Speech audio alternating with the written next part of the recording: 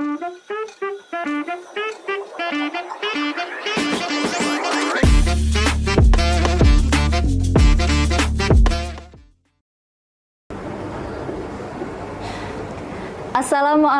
warahmatullahi wabarakatuh.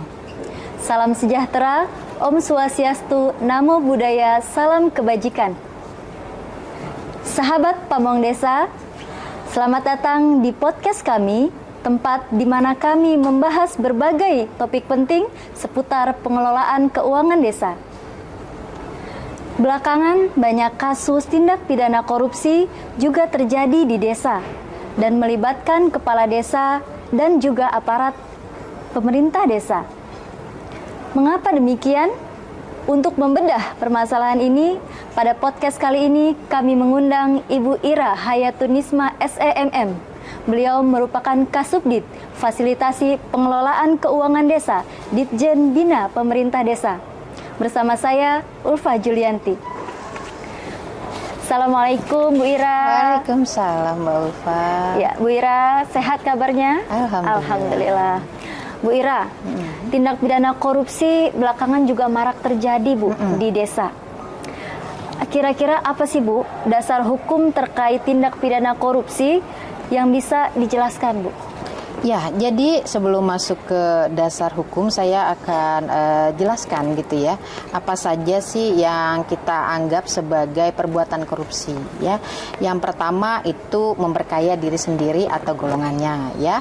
Yang kedua ada unsur melawan hukum ya. Kemudian ada kerugian negara. Nah, walaupun di desa ini termasuk juga kerugian negara ya.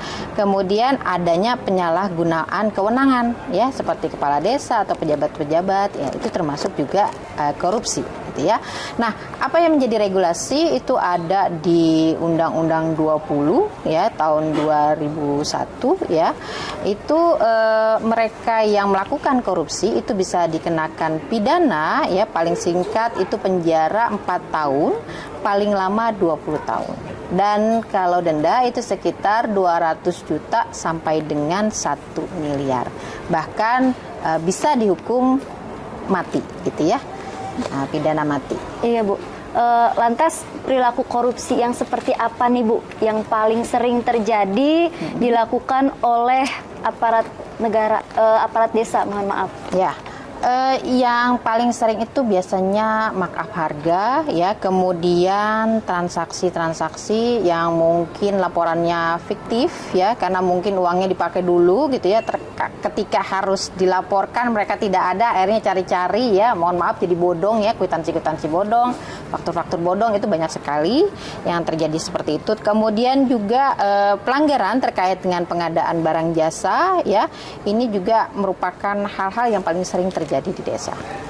Iya, Bu Ira, melalui peraturan pemerintah nomor 72 tahun 2005 tentang pemerintahan desa, apakah Bu Ira bisa menjelaskan lebih dalam lagi terkait undang-undang tersebut?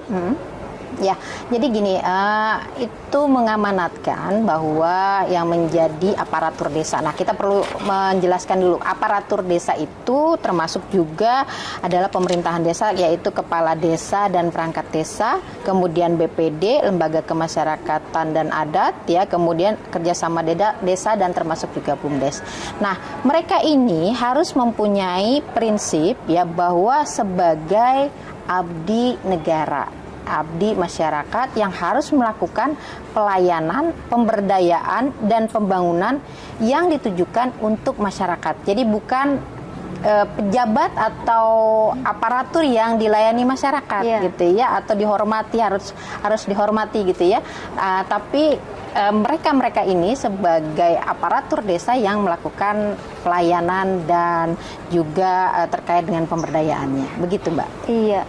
Dan kelihatannya Bu ya, saat ini banyak sekali permasalahan kerugian negara di desa. Lantas kira-kira apa sih Bu penyebabnya?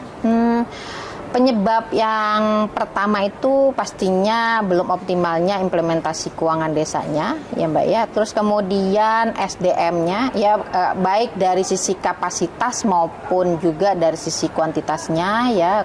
Karena desa ini tidak punya perangkat daerah gitu ya, seperti daerah punya OPD gitu ya, mereka tidak punya satker. Nah, jadi tidak terlalu banyak dan yang harus dikerjakan banyak gitu ya.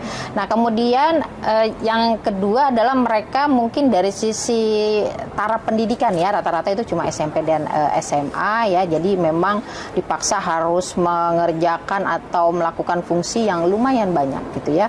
Dan yang ketiga itu adalah yang kami ingin juga menguatkan ada terkait dengan kurangnya integritas dan mentalitas baik kepala desa maupun perangkat desa, ini yang banyak menyebabkan kasus-kasus hukum.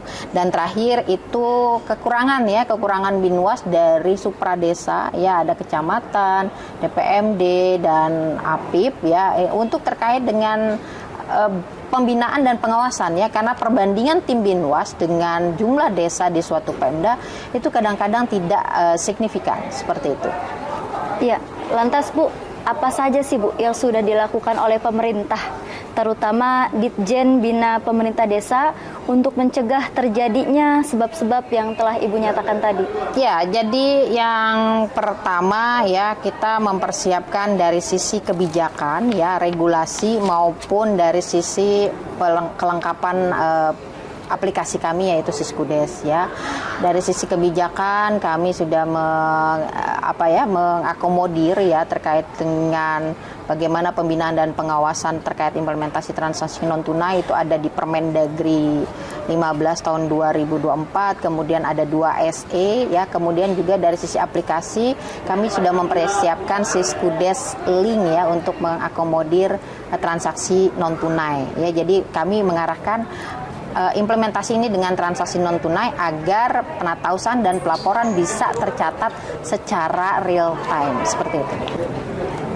Baik, terima kasih Bu Ira atas materinya.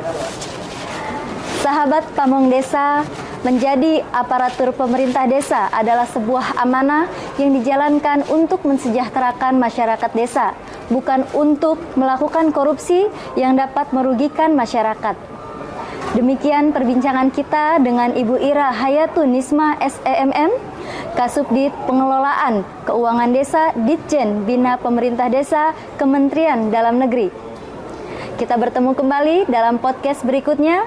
Terima kasih. Wassalamualaikum warahmatullahi wabarakatuh. Salam Pamong Desa.